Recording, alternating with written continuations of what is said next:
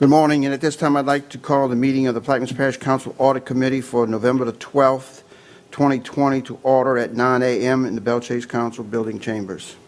Machine is open for roll call.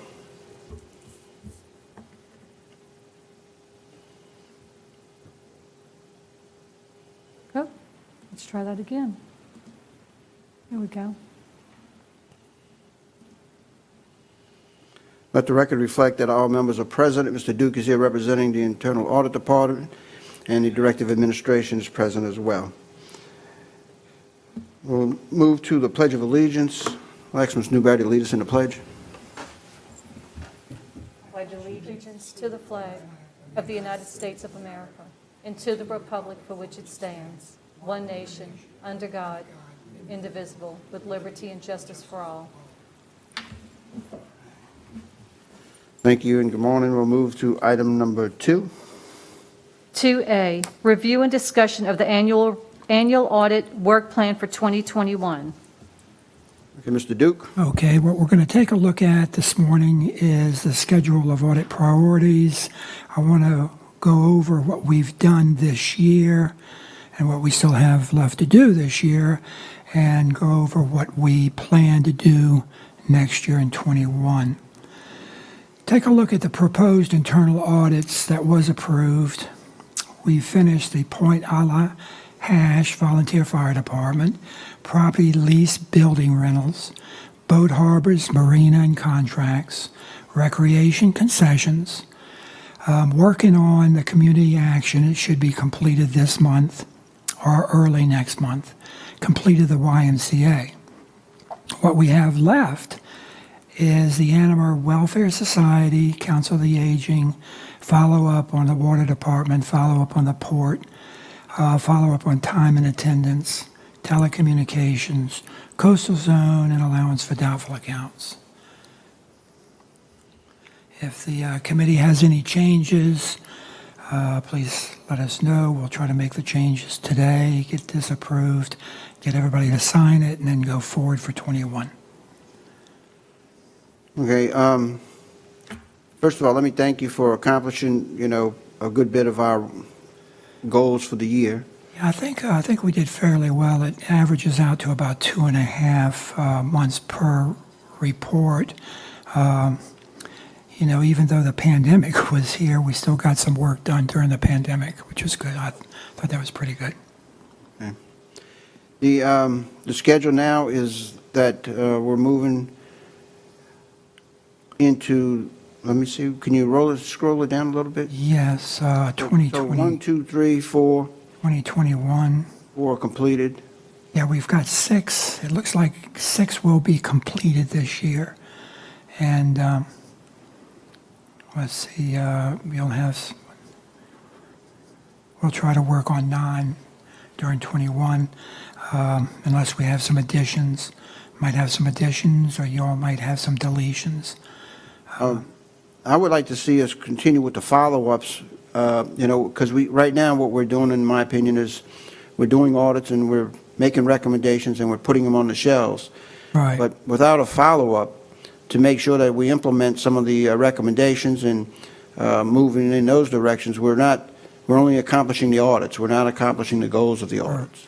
Well, maybe what we should do, Mr. Roussel, is cancel out, the welfare, or just bring it down, change the order of these.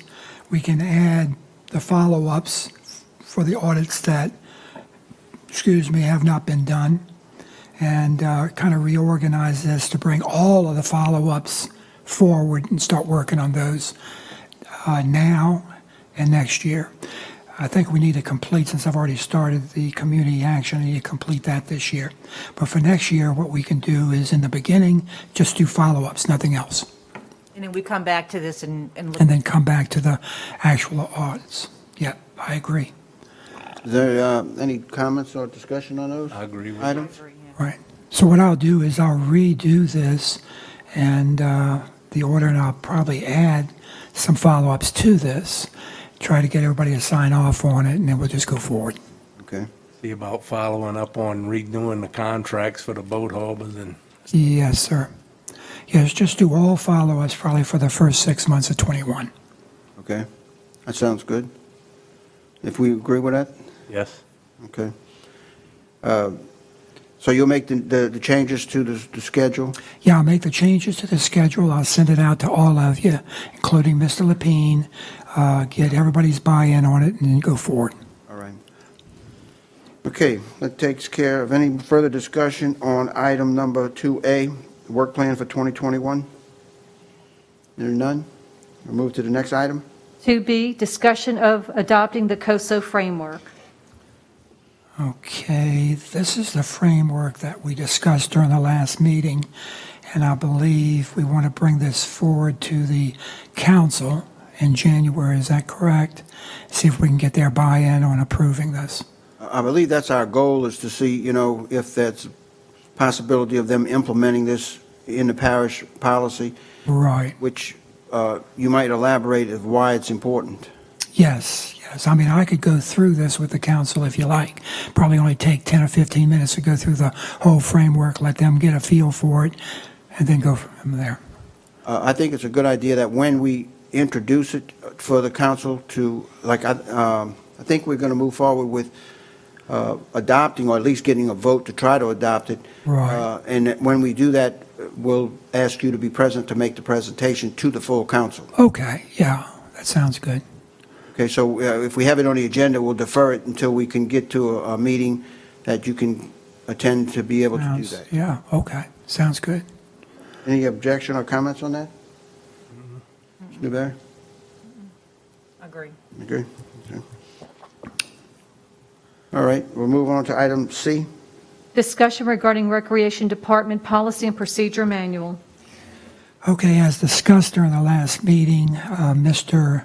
Todd Epley, the Director of Public Service, prepared and created the Youth Sports Policies and Procedures Manual, which I have on the screen there.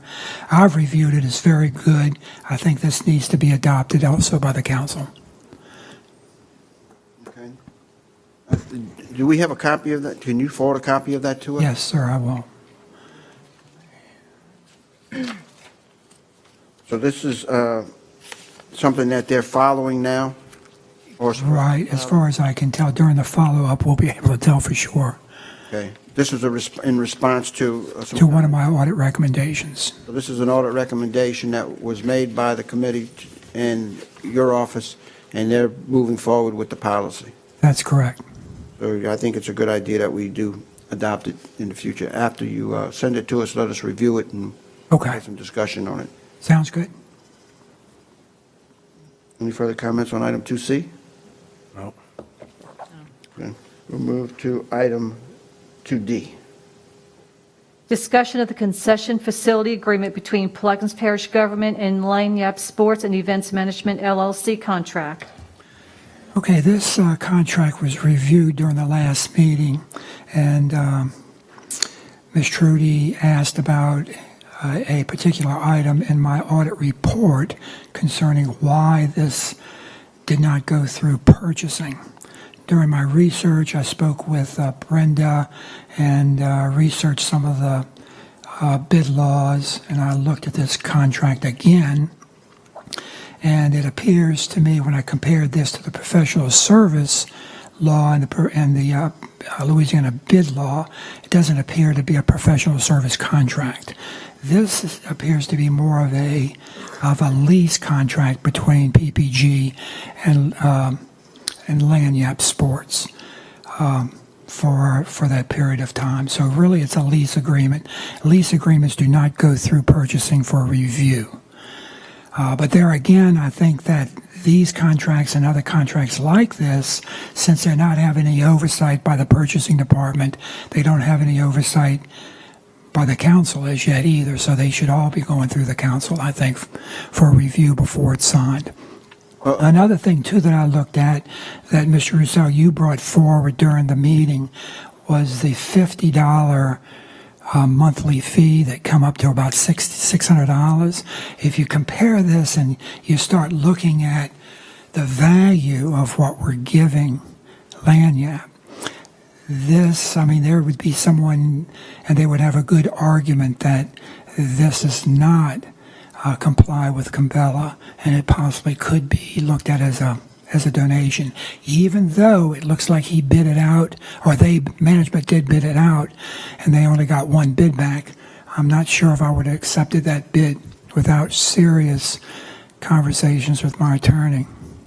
But, Mr. Duke, in light of your comments just now, it just triggered my mind that if this indeed is a lease of public property, it requires an ordinance of the council of a two-thirds vote to encumber any parish property. And that just came to me when you made that statement, if this is indeed a lease of public Well, property. that's what it looks like to me. I mean, I'm not positive. I'd have to defer to my counsel to make sure, but it does look like we're renting property to Lanyap for them to run the concession stands, right? So, and they're paying us $50 rental fee for the use of our property. We pay electricity, water, and everything else. I'm renting a boat slip for $60, Right, but I'm gonna give them everything, and that's just a slip, no electricity, no nothing. right. Yeah, this looks like it's I kind think, of on the edge here. speaking with recreation about this, it was just giving the kids something, someone to run the recreation, some kind of service. And I understand that, but I also understand as a government elected official that, you can't give away everything and at least break out even something, so I do agree that this should be looked at. And like I said, I think the other side, the administration needs to understand our point of view also. Absolutely, Well, absolutely. Well said. Recreation can't even go in the building and get ice to put in the water coolers for the kids, so. Well, what really serious issue to my mind is that if we're going to lease parish property, there's a procedure for that. And if you have determined that that's indeed what this is, there's a charter stipulation in there on how we deal with encumbering parish property. Yeah, it's kind of, when you start looking at this and how this was named, it just is kind of a tricky type of thing, concession facility agreement, but it talks about services, and that's how I got kind of mixed up as to, looking at it as a professional service contract. And then the more I looked at it, I said, hey, look, even though it says this is a service, clearly it's kind of a play on words. Okay. I'm not sure what we do to move forward with this in light of, the report.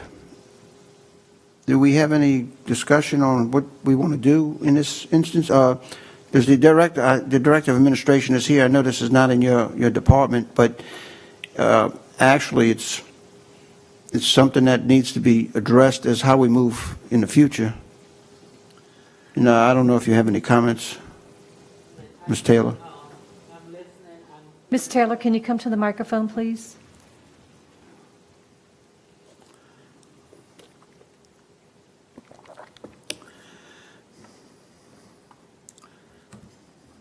I'm listening and I'm hearing what Mr. Duke is saying about professional service versus lease of property, or what took place with the contract here. I can go back and talk to the legal department and tell them what the audit committee thinking is, and we'll move forward from there. Okay, I appreciate that we get some kind of clarification as far as direction. Has the contract been renewed? No, this runs through December of this year, so it has not been renewed as yet. That we know of, anyway. Yes, that's correct. They're not going to do it.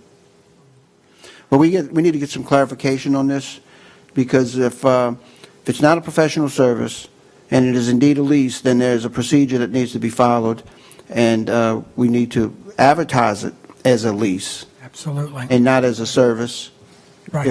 If that's the case. And then it also requires council approval if it's indeed a lease on parish property. Okay. So I want to move forward. Thank you, Mr. Taylor. Mr. Duke, you have some other observations that you'd like to No, discuss? sir, I don't.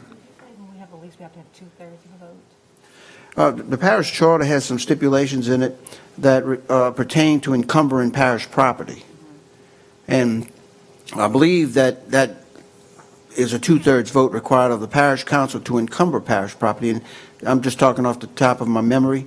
We can go back and check the charter and look at that. section there and review that, but I know that when we alienate property, it takes a 2/3 vote, and I think it also says encumber. Okay. All right? There's another item, discussion on this item. We'll move to item E. Review the YMCA internal audit. Okay. I completed a YMCA internal audit on November 10th. Okay, the YMCA, I reviewed the YMCA Management and Service Agreement, CEA, project number 2020-04. If we scroll down to my conclusions, and then after that we'll start with the observations.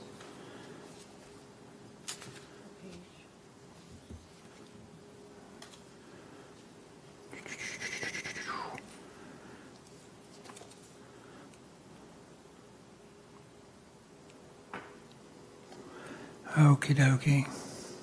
So it's kind of slow. Internal audit conclusions. It appears that the YMCA yearly payment of $200,000 during 2018 and 2019 was paid without a signed and executed agreement in place. In 2020, the YMCA CEA was not being monitored for compliance with certain sections of the CEA agreement. There was clearly not enough oversight over the YMCA agreement process during 2018 through 2020.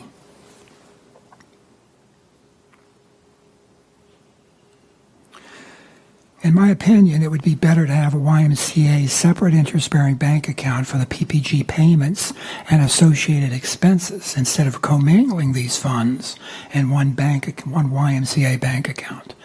The audit trail is a lot clearer if PPG public funds of $200,000 and the associated expenses are not commingled in this fashion. In addition, in my opinion, the PPG and YMCA are in compliance with the Cabela and the Louisiana Constitution. Also, PPG could use, as we mentioned, as Ms. Trudy has mentioned before, she thought we might be able to use this. Also, PPG should use a separate contract and agreement department with an administrator that has experience in risk management and assessment and contract management. All contracts and agreements should be reviewed and approved by the Parish Council. A right to audit clause should be written in PPG contracts and agreements. A right to audit clause strengthens the security and privacy controls. When organizations know that they are being audited at any time, it will provide motivation for them to ensure that information, security, privacy, books and records are as effective as possible and that they meet all compliance requirements. While we're on that subject, we have an item on the agenda. It was deferred at the last meeting. The legal department raised some issues about including a right to audit in all contracts, using an example of how are we going to tell CPRA that we're going to audit their books, or AT&T how we're going to audit their books if we have a contract with them. And I'd like your response to that.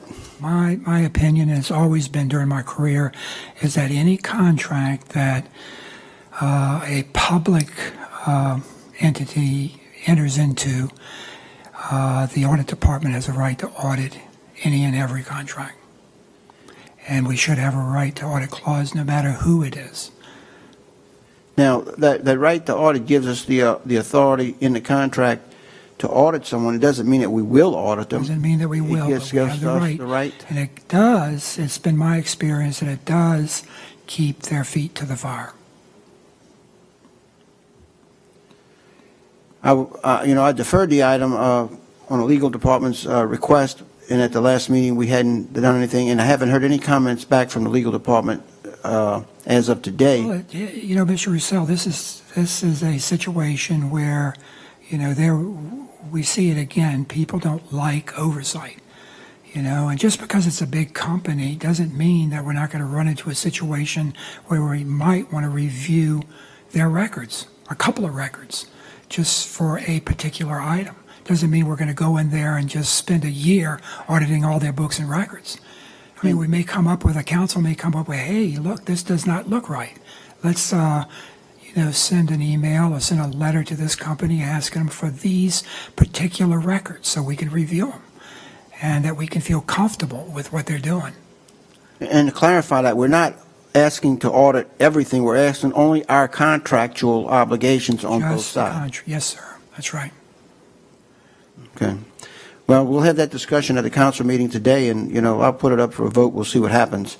But I would hope that, the council would see it your way, and that we would vote that way to be able to at least have the right to do it. Yeah. And if we run into a buzzsaw somewhere down the line, they can bring it back to us, and they can tell us, what the buzzsaw is. If there's a legitimate reason, we'll address it. But if not, There's no reason not to have that clause in there. No reason at all for all contracts.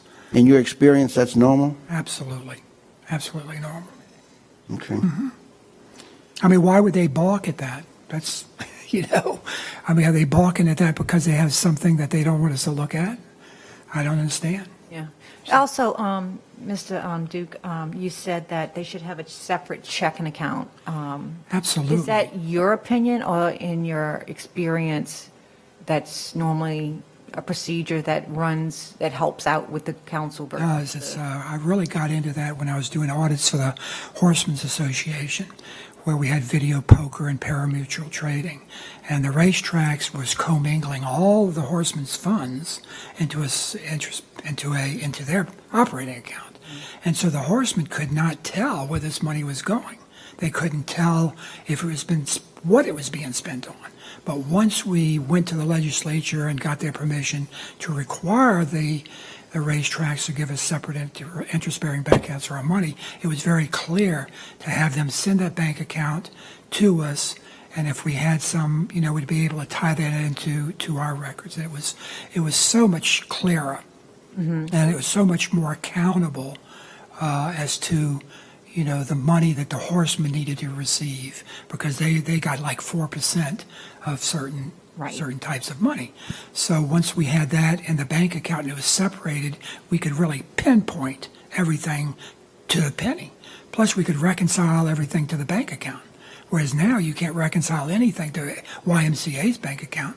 We can't reconcile that $200,000 to anything that they're So doing. let me ask your opinion. You know? So if we're going to give out, we have it listed as grant money to the Y and to other entities in the parish, would it be better to put that in their contract for them to have a separate checking account? Absolutely. I think that would probably, Ms. Trudy, be the only way to do it, be the best way to do it. Thank you. Yes, ma'am. And along that discussion, I know over the years, there's been questions of us, what is the $200,000 being used for? Is it Right. being used for salaries in the Bellchase area, or is it being used for the southern end? And, we've really not had any You can't tell the way it. clear direction as to where it's going. So I understand what you're saying. I could tell you, some of it pays for the director in Bellchase. We don't have a way of knowing that, though. Huh? Have a way of knowing it. Okay. Can't track the money. All right, you want to move on, please? Okay, the audit observations. This is kind of just reiterating what I've already discussed.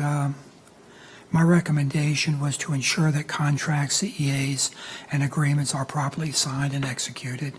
In my opinion, again, all PPG agreements should be reviewed and approved by the parish council.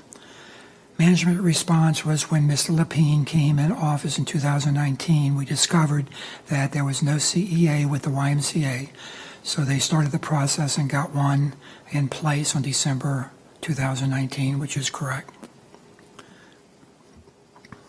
YMCA value analysis. This is the analysis that I required the Y to give me so that I could compute whether or not they were in compliance with the Cabela Act. I just reiterate the fact that to make sure that all CEAs should be monitored for compliance with the Constitution and the Supreme Court's Cabela. Mr. Duke, these contracts were not signed? 2018, my audit period was 2018 through 2020. So 2018 and 19 were not executed.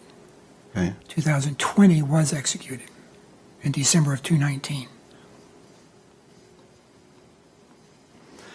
Each year, all CEAs should be monitored and documented. We should document the compliance, just like what I requested from the YMCA. This should have already been here. We should have, when I asked for this information, I should have been sent this information.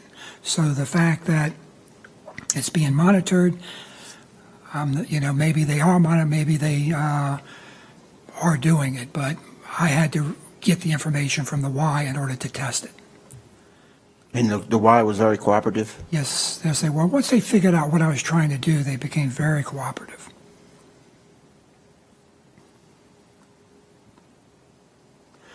Section 4 in accounting, ensure that the agreements are properly signed and executed before vendor payments. And they're saying they do have this in place now in 2020. Section 8, inspection and access. Quality assurance audit report was not completed in accordance with the CEA. They're saying that in the future, I will ask for a quality assurance report. Section 4, accountings provide for audit capabilities. YMCA, vending machines, there was no contract. The contract clearly states that they should have vending machine agreements in place. There was none in place. So management says they have contacted the YMCA on the vending machine contract, and they waiting for a response. They'll forward the contract to me if and when it's written. Okay, so that concludes my presentations to the audit committee during this meeting. Are there any comments or questions regarding the report from the YMC Management and Service Agreement?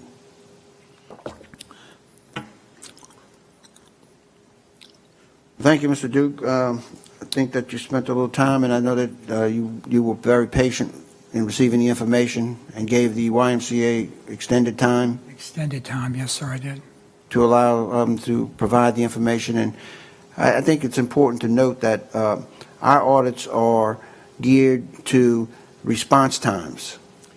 Yes. So, as quick as we get the information is the quick as we can get the report completed. That's correct. So if we're, Let me ask you something. If we're going to push the issue of putting a right to audit in a contract, should we put maybe is there a possibility, because they keep pushing it, is there a way we can put so many days responding after the audit? Can we put something in there, or is that leaving legal? You have an ordinance that states that the responses to my audit observations are due 30 days after the draft report goes out. And do you send them a copy of that?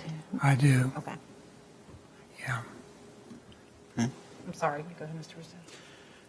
all right, so do we have any other further comments on this item? Hearing none? We'll move to item 3. Just one moment, let me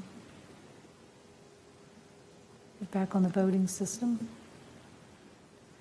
Status of the Community Action Internal Audit.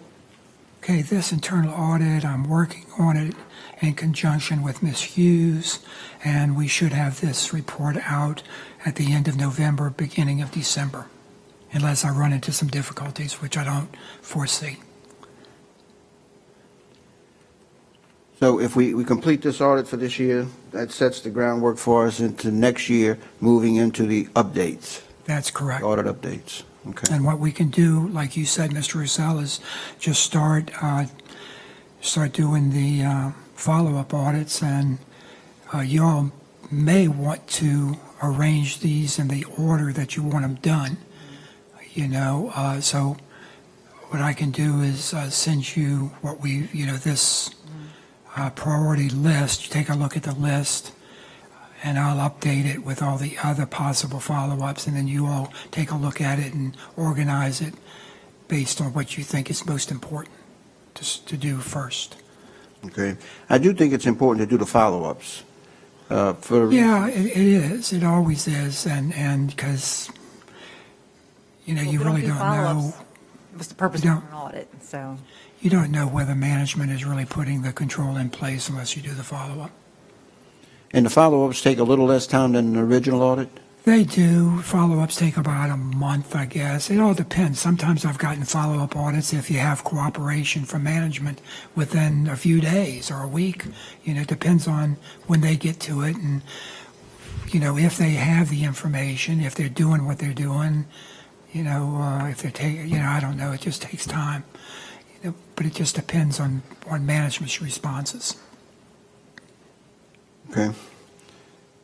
All right, that concludes the comments. If there are any comments on the status of the community action internal audit from the board? Hearing none, I want to thank the board for, working cooperatively in this direction. I think that the audit committee has made a good deal of progress. We have accomplishments to show, and that we are making the parish better as far as the recommendations that we're providing. Thank you, Mr. Duke and the Yes, sir. I staff. think we're adding value, which is the key to the audit process. What was that? I think we're adding value Okay. to PPG, which is the key to the audit process. All right, any further comments? If none, I'll move to item 4. Approval of the minutes from the October 22nd, 2020 meeting. Have a motion to approve the minutes. Motion. Kanovich, second by Mr. Newberry. Any comments or discussion on the adoption of the October 22nd, 2020 minutes? Hearing none, machine is open.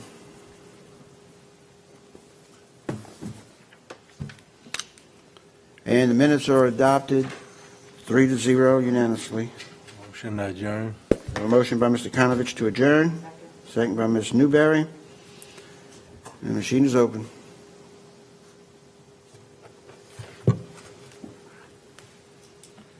And the meeting is adjourned at 9:31.